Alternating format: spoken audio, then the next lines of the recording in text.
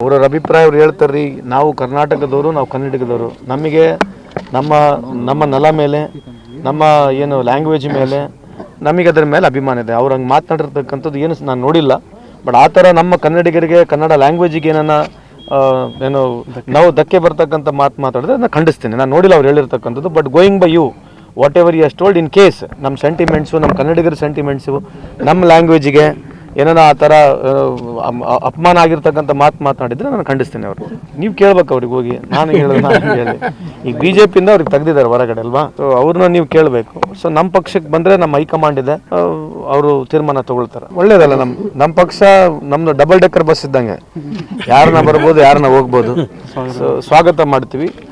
ನಮ್ಮ ಪಕ್ಷದ ಏನು ಸಿದ್ಧಾಂತಗಳನ್ನು ಒಪ್ಪಿ, ರಾಹುಲ್ ಗಾಂಧಿಯವರ ಒಂದು ನೇತೃತ್ವವನ್ನು ಒಪ್ಪಿ, ಸಿದ್ದರಾಮಯ್ಯ ಅವರು, DK ಶಿವಕುಮಾರ್ ಸಾಹೇಬರ ನೇತೃತ್ವವನ್ನು ಒಪ್ಪಿ ಬಂದರೆ ಹೋಲಾಟೆಡ್ಲಿ ವೆಲ್ಕಮ್ ನಾನು ಮಾಡ್ತೀನಿ.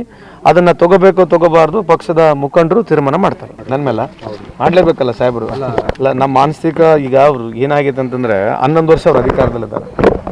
ಅವ್ರಿಗೇನಾಗಿದೆ, ಅವ್ರ ವಿರುದ್ಧವಾಗಿ ಏನೋ ಒಂದು ಮಾತು ಹೇಳಬಾರ್ದು. ಯಾರನ್ನ ವಿರುದ್ಧವಾಗಿ ಅವ್ರಿಗೆ ಏನೋ ಒಂದು ಮಾತು ಹೇಳ್ಬಿಟ್ರೆ ಎಲ್ಲರೂ ಇದೇ ರೀತಿಯಾಗಿ ಅಲಿಗೇಷನ್ ಮಾಡ್ತಾರೆ. ಇವತ್ತು ಈ ದೇಶದ ಪರಿಸ್ಥಿತಿ ಬಗ್ಗೆ ಚರ್ಚೆ ಮಾಡೋಕ್ಕೆ ಭಾಳ ಸರಿ ಕರೆದೀವಿ ನಾವು, ರೈಟ್ ಅಲ್ಲನ್ರಿ? ಒಂದು ವರ್ಷನ ಕರಿತಾ ಇದೀವಿ ಇಲ್ಲ, ಒಂದು ಅಜೆಂಡಾ ನೀವೇ ಸೆಟ್ ಮಾಡಿಬಿಡ್ರಿ. ಮಾಧ್ಯಮದವರು ನೀವೇ ಅಜೆಂಡಾ ಸೆಟ್ ಮಾಡಿರಿ, ಅದೇ ಅಜೆಂಡಾ ಬಗ್ಗೆ ಮಾತಾಡೋಣ, ಬೇರೆ ಏನು ಬೇಡ. ಒಂದು 5 ಅಜೆಂಡಾ ಅವ್ರು ತರಲಿ, 5 ಅಜೆಂಡಾ ನಾವು ತರೋಣ. UPA 1, UPA 2, NDA 1, NDA 2 ಕಳೆದ 2004ರಿಂದ 2014ನೇ ಇಸ್ವಿನಲ್ಲಿ ಆಗಿರ್ತಕ್ಕಂಥ ಕಾರ್ಯಕ್ರಮಗಳು, ಇದು 2014ರಿಂದ 2025ನೇ ಇಸ್ವಿನಲ್ಲಿ ಆಗಿರ್ತಕ್ಕಂಥ ಕಾರ್ಯಕ್ರಮಗಳು. ಇದ್ರ ಬಗ್ಗೆನೇ ಚರ್ಚೆ ಮಾಡೋಣ, 5 ತೊಗೊಳೋಣ, ಜಾಸ್ತಿ ಬೇಡ. ಒಂದಕ್ಕೊಂದು ನೀವೇ ಕುತ್ಕೊಳ್ರಿ, ನಾವೊಂದು ನಿಮಗೆ ಹೇಳ್ತೀವಿ, ನೀವು ಅವ್ರನ್ನ ಕೇಳ್ರಿ, ಅವ್ರು ಹೇಳಿದ್ದು ನೀವು ನಮ್ಮನ್ನು ಕೇಳ್ರಿ. ಹಿಂಗೆ ಮಾಡ್ಕೊಂತ ಹೋದ್ರೆ ಸ್ವಲ್ಪ ಬೈಲಿಗೆ ಬರ್ತಾರೆ. ಅವ್ರು ಬರೋದು, ಆರ್ಕೆ ಉತ್ತರ ಕೊಡೋದು, ಹೋಗ್ಬಿಡೋದು, ಆರ್ಕೆ ಉತ್ತರ ಕೊಡೋದು, ಹೋಗೋದಾದ್ರೆ ಸ್ವಲ್ಪ ಅವ್ರಿಗೆ ವಜ್ಜೆ ಭಾಳ ಆಯ್ತು ಮೇಲಿಂದ.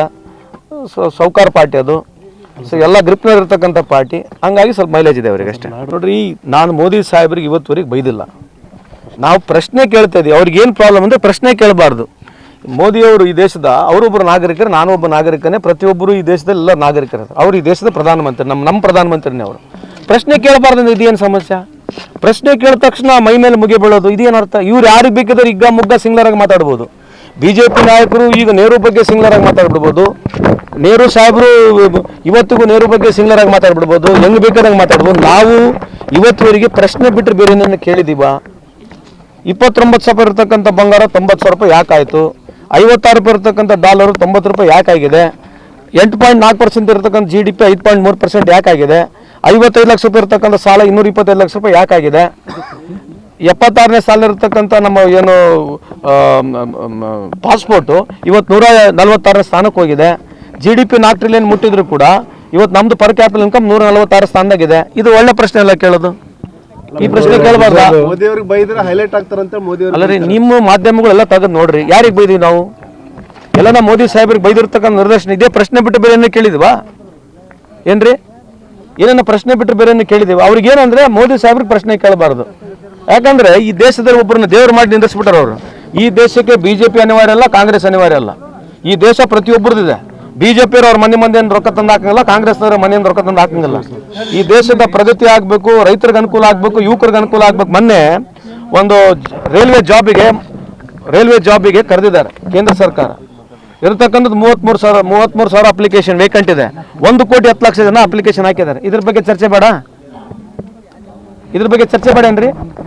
ಸೊ ನಾವು ಹೇಳ್ತಕ್ಕಂಥದ್ದು ಏನು ಸ್ಥಿತಿಗಳಿದಾವೆ ಅದ್ರ ಬಗ್ಗೆ ಚರ್ಚೆ ಮಾಡಬೇಕು. ಯಾವುದೇ ಒಂದು ಸಂದರ್ಭ ಏನಾದ್ರು ವೈಯಕ್ತಿಕವಾಗಿ ಬಂದ್ಬಿಡೋದು. ಏನೇ ಅವ್ರಿಗೆ ಒಂದು ಪ್ರಶ್ನೆ ಕೇಳ್ರಿ ವೈಯಕ್ತಿಕವಾಗಿ ಬಂದ್ಬಿಡೋದು. ವೈಯಕ್ತಿಕವಾಗಿ ನೀವ್ಯಾಕೆ ಬರ್ತೀರಿ ನಮ್ಮ ಮೇಲೆ?